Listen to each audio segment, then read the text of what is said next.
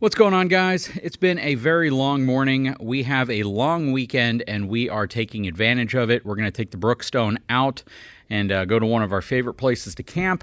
Unfortunately, during our little pre-trip inspection on the inside of the RV, we found something that was kind of disturbing. Hang tight, I'll be right back.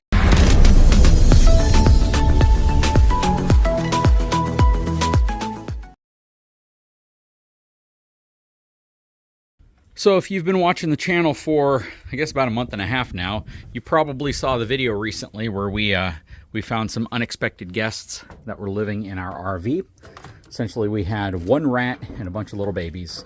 None of them got into the interior of the RV, and boy, that made us so happy. There was no signs of rat droppings, rat urine, crushed up, torn apart insulation, anything that you would typically see as a sign that rodents got into your RV. Those are all really, really good clues that you have a path for them to get from the outside to the inside, and we didn't see any of that, thankfully.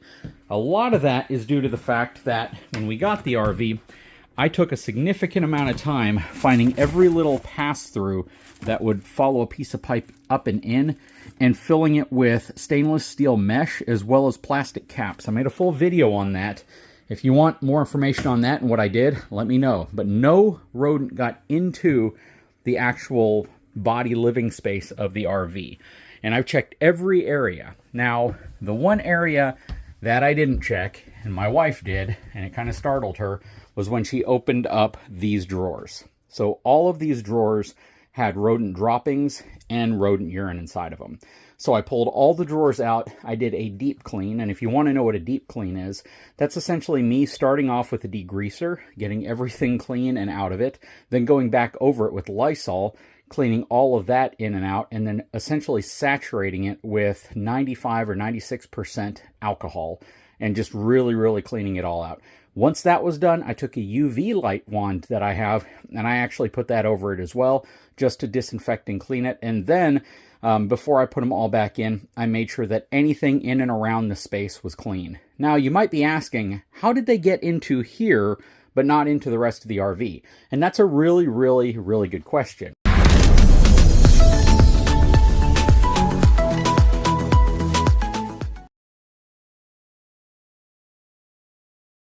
So, the answer to that question came to me when I removed this. So if you've watched videos on frame flex, frame failure, all that stuff, you'll know that this is just a cover that covers the upper deck frame portion of your fifth wheel. You pull this off, and you can actually see the frame rail and how it attaches to your sidewall, or at least how your sidewall attaches to it. And I noticed with the large piece of PVC pipe that's in there, which goes to our washer and dryer in here, and the water pipes, that there was a bunch of rodent droppings around it. So I cleaned all that up, and I needed to track down how that was actually entering into the RV, because that's obviously the path that they took. Now, I started from this side and worked my way back. I took some pictures in the opening over there, and I saw that it went into a hole that was pretty dang tight. So there really is no path for them to get from this side in, so obviously they came in from this side. When I pulled all these drawers out, you see the same PVC pipe running across the back corner here, and that's where I saw the opening. And the opening, in essence, is an opening between right here and the basement area where the pipe goes up and into the RV itself. And that was my hole. That was essentially the gap that they were getting in. So I stuffed that area with stainless steel mesh, and then I foamed it on both sides. You may actually be able to see some of that. So if you look back there, you see all that foam? Oh yeah, and I also put a peppermint pack down there as well. But that is all completely stuffed up now. And yeah, they're not getting in through there anymore. And I also did the same thing on the other side of it. So it's essentially 2 layers of mesh and foam that prevent them from getting in. And that's exactly how they were getting in. They were walking across the pipe, getting in. So thankfully, these drawers were closed and it's not open on the bottom. And there was no path for them to get from here out. Because if there were, the rats would have made it into the actual RV. So there's a lot of openings and gaps and areas that you may not expect that you need to check for. So we have it cleaned out thoroughly. I haven't found any more signs of anything, thankfully. I'm so glad my wife found that. You can actually see Nothing left in these drawers, not that you saw them before, but these drawers are spick and span, and actually when you open them you can smell alcohol. And these drawers both have things in them, but I went through every single thing and cleaned them off with alcohol and Lysol. So I really made sure that everything was clean, it was all taken care of. And then I threw away anything that had any signs of being saturated or, really coming in contact with rat droppings. So this is a process, right? And for the most part, I think we've cured it. I don't think that the rats have a path to get in here anymore, thankfully. Believe it or not, some of the poison traps that I had put out actually yielded some good results because I found a couple large Norwegian dead rats on the outskirts of the yard that had obviously gotten to some of that poison. But again, this is a battle, and it's one that you got to fight, especially if you want to enjoy RVing. And if you're not out in your RV all the time to identify things when they happen, things are going to happen, and your RV is going to start falling apart, or it's going to get infested, or you're going to have other issues. Now, I pull everything out. So this is where whenever we wash all of our blankets, our towels, and things like that, I bring them back in, I stuff them up here until we're ready to use them again. Whenever we get ready for an RV trip, I always go back through with pesticide and I spray the whole RV. I spray everything. I spray up here, I get all the corners, I lift this up, I bend it over, and I spray the whole back area. I spray everything that I can. I go in the bedroom, I spray all around, I lift up the bed, I spray underneath the sides and the back. Everywhere that I can. I even spray the walls here. And I don't do it with a real heavy soak, but a nice fine mist, because I don't want liquid just sitting on the wall. Inside the bathroom, kind of the same thing. I spray all the areas. You can actually see some of the residue right there.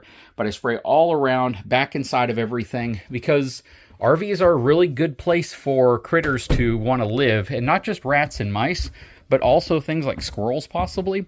But more importantly, things like black widows, brown recluses, things like that can end up in your RV if you're not careful. Because again, we don't treat these things like our homes unless we're living in them full time. And that's a problem because people expect these to hold up like their home, but they don't live in it full time, they don't maintain it like their home, and they have an expectation that it's just going to last. Your car's not going to last if you do that. Here's a good example. If you take your car, park it outside, and don't drive it for 2 months, there is a very high likelihood that rodents will have gotten into your electrical system, inside of the vehicle itself. You could get spiders, bugs, pests, your battery can die on you. You can have all sorts of little issues simply because you're not using it.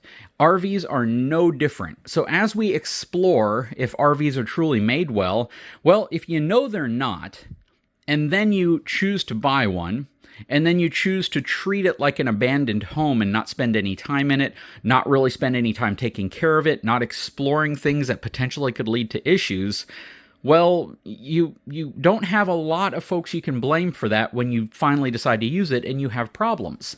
A good example of that is if you're living in your home or your apartment or whatever you live in, and all of a sudden you hear a weird buzzing noise behind one of your walls, or you hear a weird spraying noise in the ceiling. Are you just going to go, well, it'll go away eventually? You know, we had that issue here with the log cabin where I woke up one day and I go out the back and we have a covered patio area and I see water dripping out of the AC, or what I think is the AC overflow drain. And it's just dripping out slowly. And I'm thinking, okay, well, either we have a lot of condensation, it's overflowing, or something else could be happening.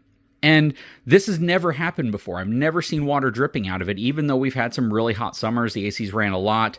So instantly, I'm springing to action. I'm thinking, what the heck could be wrong? I made a video on this, and I go up in the attic, and there's a pipe on top of the water heater, the incoming line, the pressure line, that had started to leak, and it's spraying.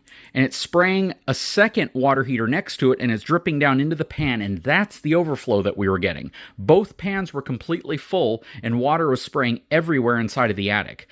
I instantly shut the water off, and I fixed the problem. I cleaned everything up. But had I not really paid attention to it, or even worse, had we not been here, if we had left the cabin abandoned for a month, imagine the damage and destruction that could have happened.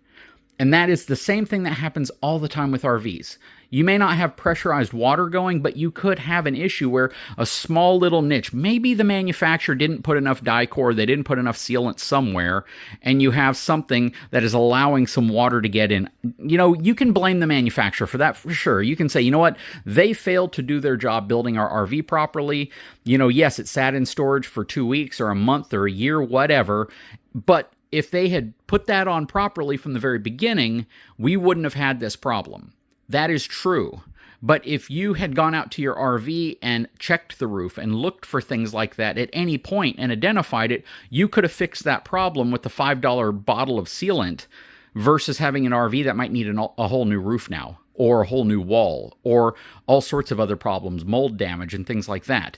Homes are the same way. You can buy components for your home and they can just break just because of a problem, because they're old, because, you know, the part you got wasn't the best quality part you could have gotten. You don't know how many folks go out and buy really cheap faucets and then they have a water leak and they're like, what the heck, it's brand new. Brand new doesn't mean it's perfect. Brand new doesn't mean that it's never going to have a problem. And brand new, good quality, good brand doesn't mean that the specific one you bought may not have some type of a problem.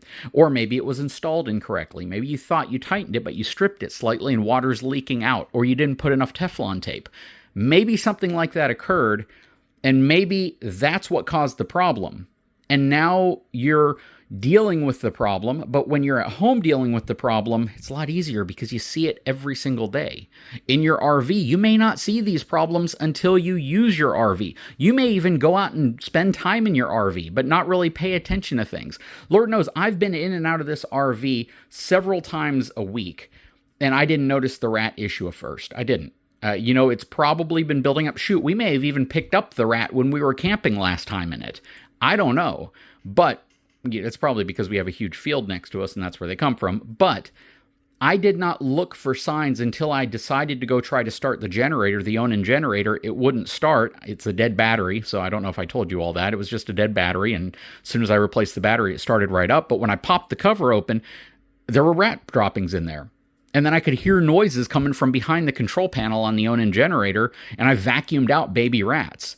Had I not decided to try to start the generator, I may have missed all the signs. I may not have just looked at them. I may not have seen droppings. I may not have paid too much attention until I was in a scenario where I had to see it.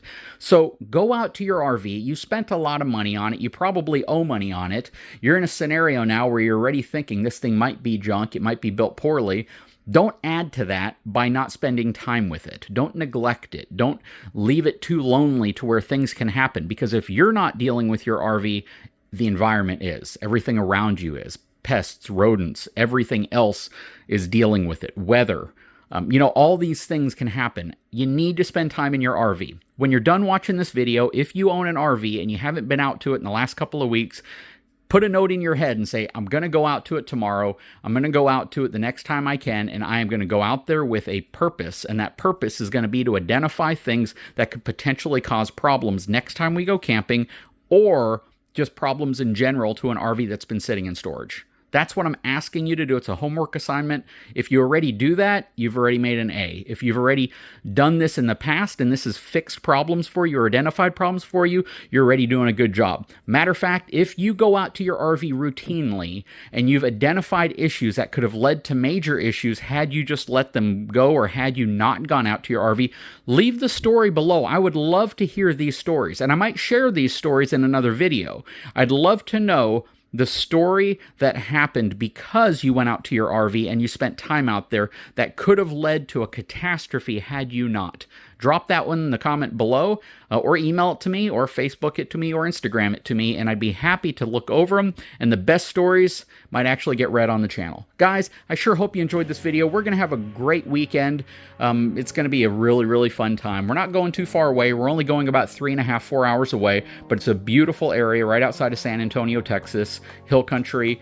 And it just goes to show you don't have to go days and days and days or hundreds and hundreds and hundreds of miles away to have a really, really good RVing experience. And that's what got us addicted to it, was just going on short trips on the weekend when we could go. We work hard, we want to play occasionally, and this is our way of doing it in a recreational vehicle. Anyways, guys, I sure hope you enjoyed this video. I'm going to continue to go through here. You know, putting cameras in your RV, even if you have to get like a wireless hotspot that's powered by solar, if it's in storage, all that stuff, can also be a really, really good idea, because you can keep an eye on the interior and possibly catch things again before they turn into catastrophes. Again, guys, if you haven't had a chance, please take a moment, subscribe to the channel, give me a thumbs up, and we'll talk to you again very soon.